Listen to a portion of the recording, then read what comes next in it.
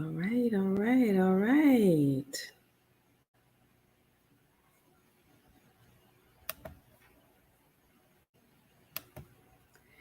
Great, great, great. Good evening, good evening, good evening. Hello, hello. And I am Carmen Bernard. On Wednesdays, we are live with Big Legacy Talks. This section, affectionately called by me, factually speaking, because I bring you nothing but the facts. I'm Carmen Bernard, CEO and founder of Big Facts, where we help you to protect your income, eliminate debt, create a retirement income stream that you cannot outlive and that you can access tax free, reduce taxes, and create a legacy of generational wealth. I'm getting an error, so hopefully I am live and you guys can hear me because it says that I'm live. Big Facts is an acronym for Bernard Insurance Group Financial and Consultant Services. And I am here at your service. You can always reach me at carmen10k.com.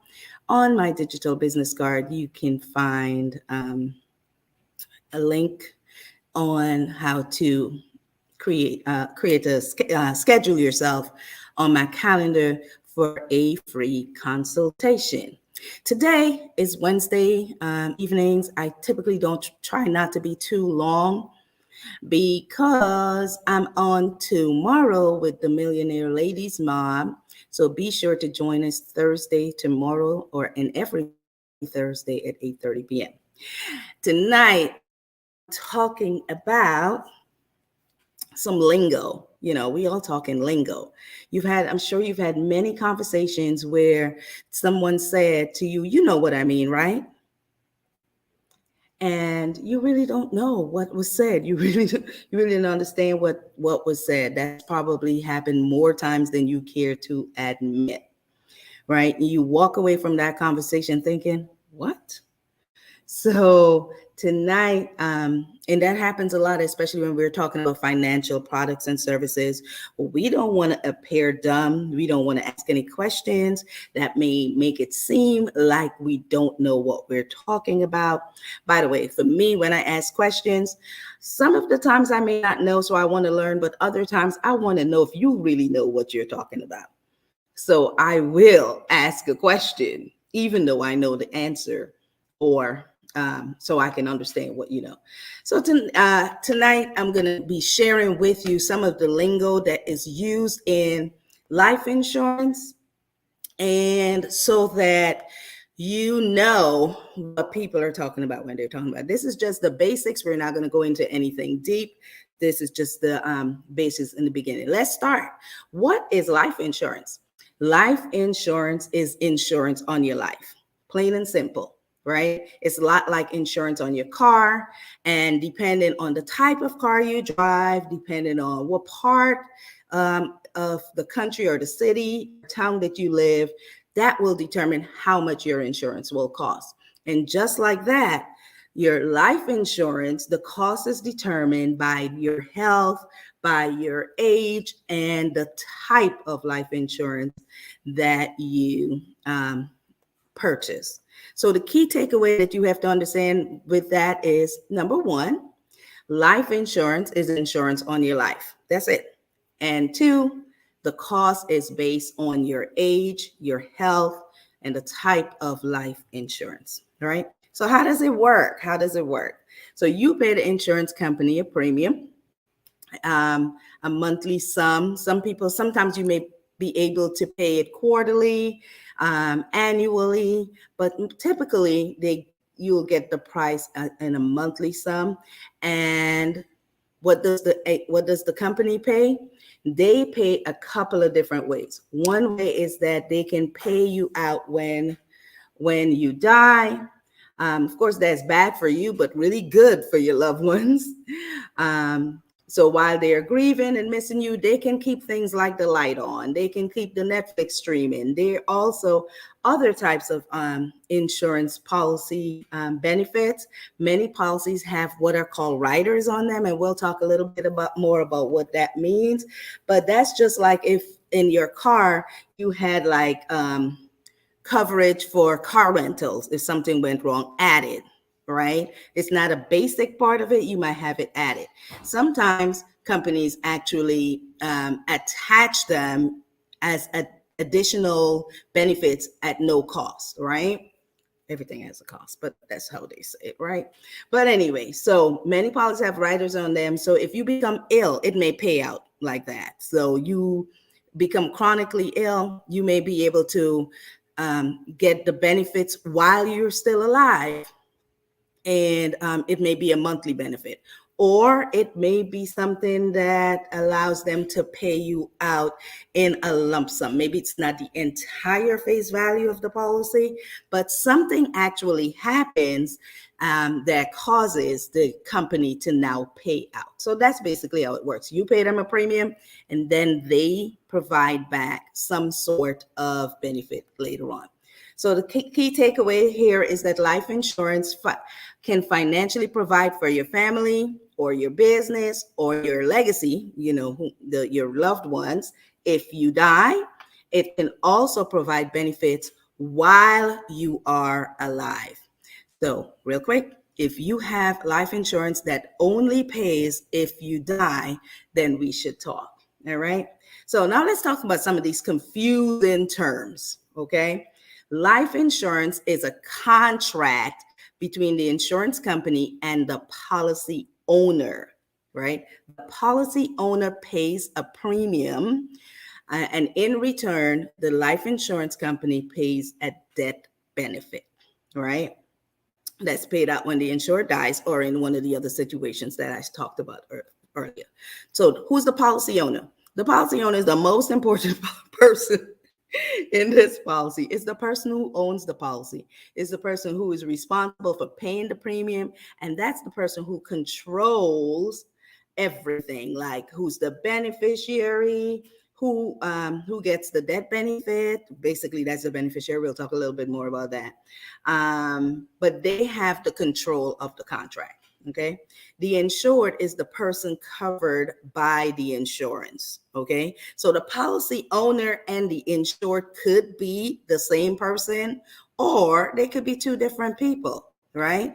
An example, you can be the policy owner for an insurance on your child or on your husband or on your parents or on a sibling, somebody that you have an insurable interest in, right?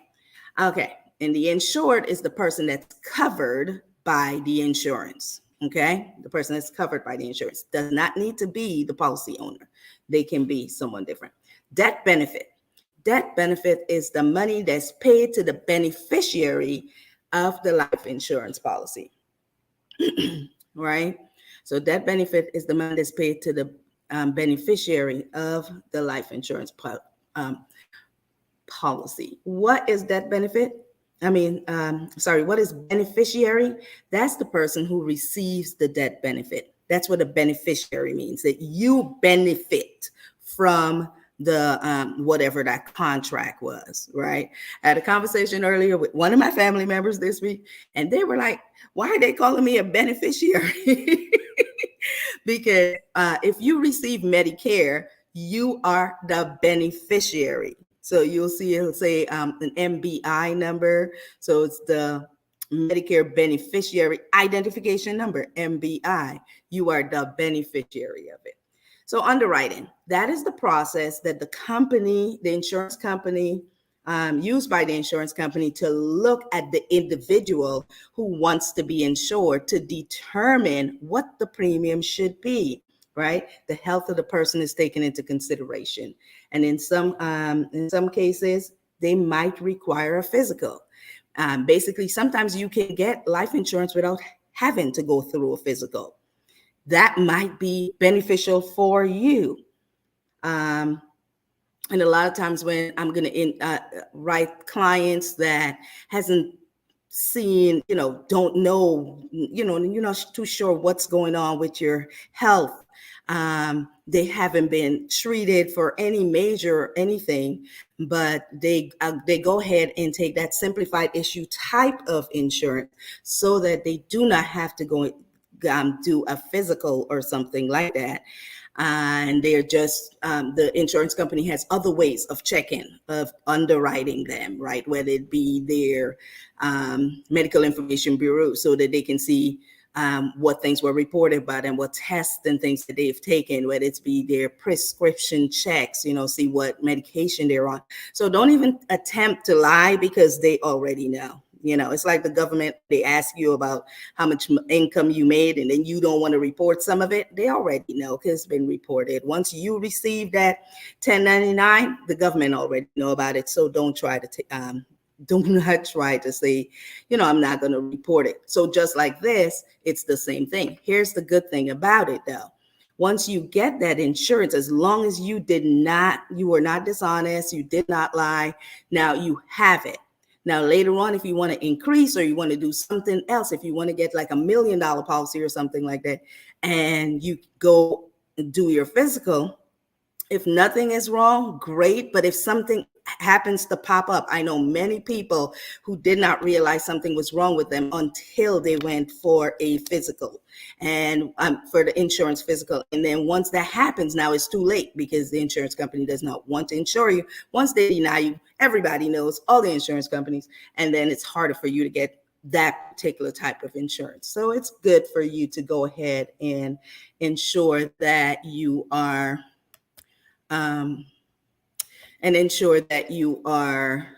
you get that simplified issue coverage. If you're afraid of needles and all those kind of things, that could be the way for you to go, right?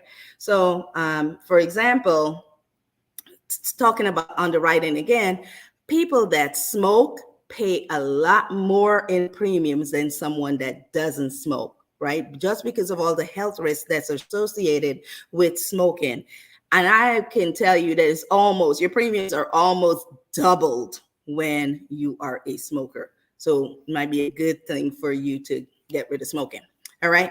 Premium. What does premium mean? I've been saying that word for a little bit. That's the payment that the owner of the life insurance policy makes to the insurance company, to be able to keep that policy in place, right? And if you're doing it monthly, quarterly, annually, you would make those payments.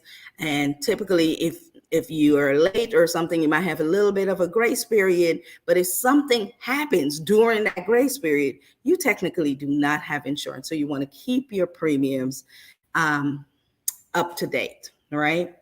Now, term life insurance. So there are two types of life insurance, regardless of all the different things that they say, they all fall under two types of life insurance. One is temporary or term life insurance, and the second one is permanent life insurance. So let's talk about term life insurance. That's life insurance that guarantees a premium for a specified period of time. Right, such as it could be a 1 year, it could be 5 years, it can be 10 years, it can be 15 years, 20 years, 25 years, 30 years. Typically, the longest is 30 years. And depending on your age would depend which one of those that you can get and what products that particular insurance company offers. So typically, if you're above 50, I think right at 50, is about the cutoff for where you can get a 30-year term, so that you'll be covered all the way through age 80. I've heard people say, well, I have mine, it's a term policy, but it's going to cover me through age 95. Guess what that means? It covers you for that specific term. At the end of that term, the premium will increase a lot, significantly. And it only pays if something happens during that term. So within that 5 years, or within that 10 years, or 20 years. If you die, or if they have those additional riders where you can get paid while you're alive, during that term, that will happen. Anytime after that term, you do not have coverage anymore, unless you and the insurance company decided to carry on your relationship by paying a higher premium, right? Permanent now does not have any kind of permanent does not have any kind of time period on it. It's permanent. It's for your whole life. It lasts as long as you live, for your whole life. And as long as you pay your premiums, right? It typically builds cash value. I actually have a little video that I can show. So hopefully, if I can get back, I'm trying to get through the rest of my terms and then show you this quick video, maybe 1 minute. 1 minute, 8 seconds or something like that. And I'll see if that works, right? But that's what permanent insurance means, and temporary insurance means, right? Temporary insurance is like renting the coverage. You do not own it. It's like renting a house or apartment, or leasing a house or apartment. Once the lease is done, the insurance is done. Permanent insurance is like owning a home. You build equity in that home, you can build cash value in your insurance policy. It is an asset. All right. Next, cash value, right? Cash value is the money that's available in your policy that would be paid out to the owner if you cancel the insurance before the insured dies. Cash value also gives you some flexibility to use it via a loan, or to just withdraw it, right? Because it's yours. You can do that. If you withdraw it, you may encounter a tax consequence, or you can use it via a loan where you pay it back, because basically you're borrowing, it says borrow from yourself, but really you're using it as collateral to borrow against it, right? So that's cash value. Rider, I talked a little bit about that a little bit above. These are extra options that can be added to your policy to get extra benefits. So sometimes you have to pay extra for some of those riders, and sometimes they're added at no cost. Surrender charges. Surrender charge on permanent life insurance policies only, because you cannot do that on a term policy, is a charge that if you take out or withdraw money during the early years of the policy, you may be charged a fee. So you should think about any type of permanent life insurance, excluding final expense, but really cash value type of insurance that you're trying to build wealth with. You want to, like an index universal life, IUL, you've probably heard people talk about that. You want to think carefully before you pull out money in those early years, because you may have and end up with a surrender fee. So here's the thing now. You also hear me talking about dividend paying mutual insurance life policies. Now, those are different. And so when you hear people tell you things like you can't get cash in the first couple of years in your policy, that's not true for everything. It all depends on the company, the type of product that was sold, how you fund it, right? Because remember, it's just like your bank account. If you put $20 in your bank account, you can't go in and take $30 out. So it's also depends on how you fund it. But there are policies that I do that you can get cash that you have put in there, or you can leverage, it's a better word, I should say, leverage the cash that you have put in there in 10 days. 10 days, less than 30 days. Once the policy is approved and you have cash in there, you can leverage that cash. And what that means is that you will be able to use other people's money using your cash as collateral. And that's one of the best things that you can do. within the first 10 days of your policy. So people that tell you, no, cash value insurance is crap because you cannot even access it in the first whatever days, they don't know the whole story. And so you book an appointment with me for the rest of the story. All right. So you know what I mean, right? Obviously, now that we have had this conversation, you do know about some of the things that I mean. Later on, we'll talk a little bit more about different types of life insurance. Remember, I said it was permanent and temporary, or term. It's just term and permanent. But we'll go into a little bit more of different types. It's not going to be next week. I might just go live or just post some videos about those instead of having a conversation about it. But I wanted to have this basic conversation with you today. Next week, I want you to tune in with me. I have a guest that is going to come talk to you about your credit. Right?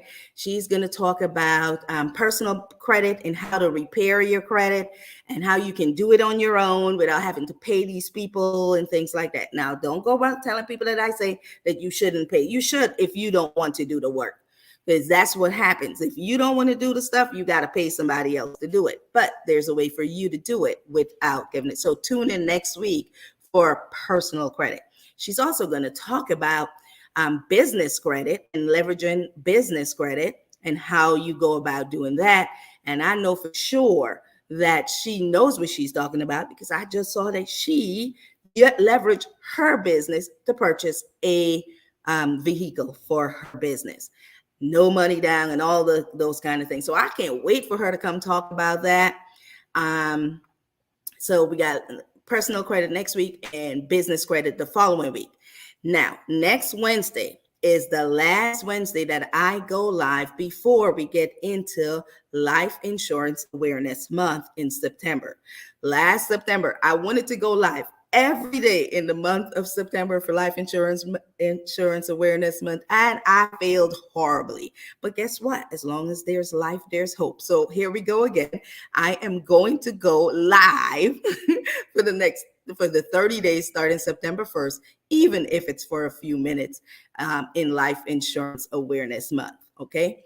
I'm going to continue talking about life insurance, right? I'm going to continue talking about life insurance until I find out that people stop dying without life insurance. Once you stop dying without life insurance, I'm going to shut up. That's a promise that I make. But if you keep dying without life insurance, I'm going to keep talking. We have got to bury GoFundMe for our people, for funerals and things like that. I'm telling you, yeah. Hey, Saran, thanks. Yes, definitely will be dropping some reels as well. But what I'm going to say is that let GoFundMe be used for what it was meant for, which was little projects and things that people were trying to do, not for burial. Because most people are not able to get enough for what needs to happen, especially if you're dying and leaving children. All right. That's all for me today. Thank you so much for popping in. If you popped in, if you get in this on the replay, hit hashtag replay. Please hit me up, carmen10k.com. Let us talk about life insurance because you know what it is? It's love insurance. Thanks. Bye.